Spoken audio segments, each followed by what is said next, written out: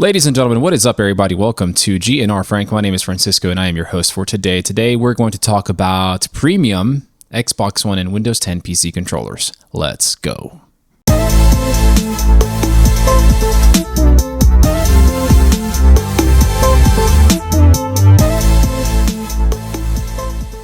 I just can't justify spending $180 to $200 on a controller, on a premium high-end controller. You definitely most likely get what your bang for your buck with those controllers, but I just can't justify it. So I happen to find a pretty cool alternative. The PowerA Fusion Pro controller. Boop, right here. I found this controller. I went to GameStop. They had the black variant there for $79.99. And, well, we're going to go ahead and review it and talk about it now. So let's check it out. So let's talk about some of the features that are listed on the box. Of course, dual rumble motors, 3.5 millimeter audio jack, metallic accents, detachable Pro Pack, injected rubber grips, magnetic impulse triggers, 3-way trigger locks, soft touch finish, anti-friction rings, Alps analog thumbsticks. Let's go ahead and open it up and see what's inside the box.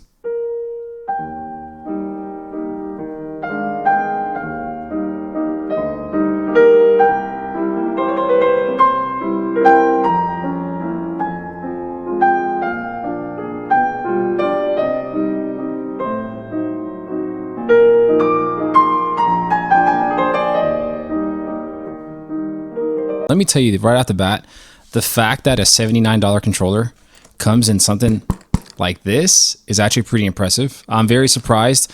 I would not have expected this controller to be packaged this way whatsoever. I would have expected it to just come in a box and you open it up and it's right there. But this gives it a really premium feel at a really damn good price. But is the controller a premium controller at a damn good price? Well, let's talk about that real quick. So the controller itself, like, it's got some heft to it. It's got some good weight to it. It feels really solid. I mean, I'm talking like it feels really solid. It's not going to break easily at all.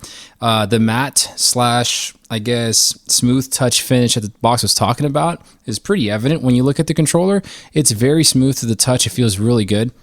And it feels incredibly comfortable, along with the rubber gripping on the back. The analog sticks feel phenomenal, right? The triggers feel great. The bumpers feel great. The buttons themselves have a very tactile feel to them. So it feels like as I'm pressing them, I'm actually putting in, I'm making good inputs here.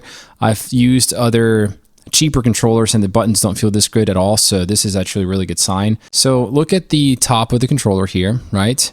This is the Fusion Pro controller by PowerA, and let's take a look at the Xbox One controller. Here it is, right here, right, side by side. Pretty damn close. I can't tell the difference between one. If you're looking at it right now like this, you shouldn't be able to tell a difference, with the exception of the USB ports right there. A couple of other things that you can do with the controller. You can remove the faceplate, right? And this is how you're able to swap out your analog sticks right here by just pulling them off, snapping them back in. And you're able to change out the anti-friction rings right here by basically just snapping them out from behind here. But I like the green, so I'm going to keep the green, okay?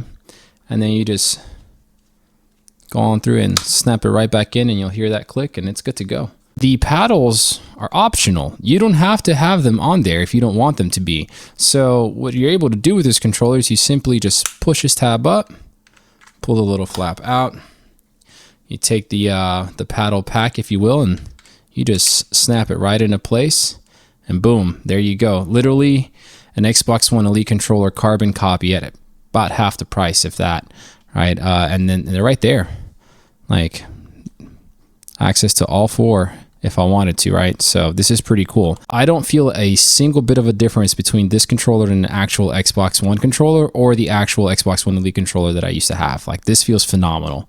I'm actually overwhelmed with how amazing this feels for it being $80.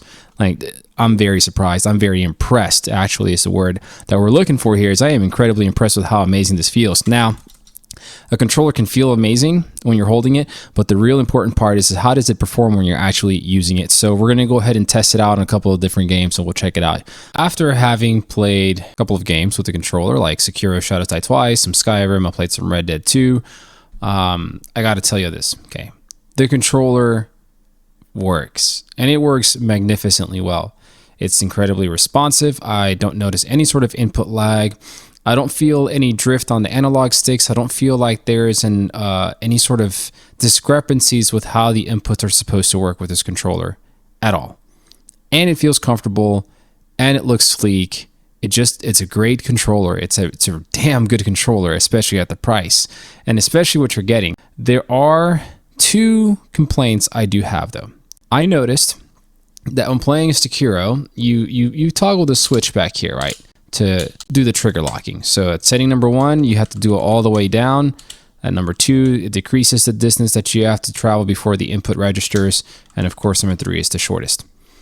Now, playing a game like Sekiro Shadows Die Twice for me is a little tricky on an Xbox One controller. I typically play it with my PS4 controller when I play it on Steam, because by default, the game has parry and attack to your R1 and R2, or R1 and L1 buttons.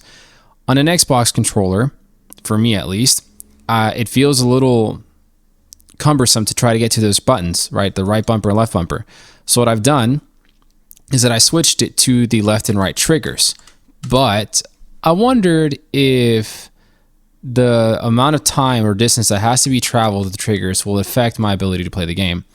And so when I tried using this controller for Sekiro, it works well at the first option, at, trigger lock 1. And then you go to trigger lock 2, it works just as well. Obviously less distance traveled, so I guess it could react a little faster. But oddly enough, when you go to number 3, it doesn't register like at all. Actually, that's number 1. Number 2 works. When you get to number 3, which is the shortest amount of distance traveled to register the input, it does not work on Sekiro. But when I tried it on Skyrim, it did work. So it might be something related to Sekiro, not necessarily the controller. Number 2 is the cable. Now, there's nothing wrong per se with the cable. It's got an amazing length. It's a very long cable. I want to say it's roughly 10 feet. If I'm wrong, I'll include it here in the video. But the housing for the part of the cable that goes into the controller is proprietary, which means that you won't go to any store and buy this cable. It is only included with the packaging of the controller. So should something go wrong with the cable, it may be somewhat difficult to get a cable in there, depending on how the cable you buy is housed, what kind of shape it has there. So that could be a pain in the ass.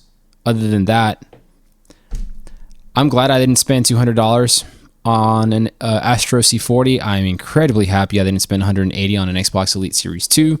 There's absolutely no need for it. Ladies and gentlemen, if you're in a market for one of those 2 premium controllers, and if you're specifically looking for something to use on PC or on Xbox, get this Power Fusion Pro controller. Power A Fusion Pro controller. Get it. $80. I just saved you $100. You don't need all the other stuff. The other controllers literally do the same exact thing this one will do for more money, for $100 more. Like this is premium. This not just feels premium, it is premium. It's a very well-built controller. It feels very good. It handles very well. It's comfortable to use for extended periods of time. This controller could easily be 120, 130, 150. Very, very easily could be that price point. And instead, it's $79.99. I feel almost guilty buying it for that little because they could easily charge more for it. I'm not buying an Xbox Elite Pro, Elite 2, or I'm not buying an Astro C40. There's no point.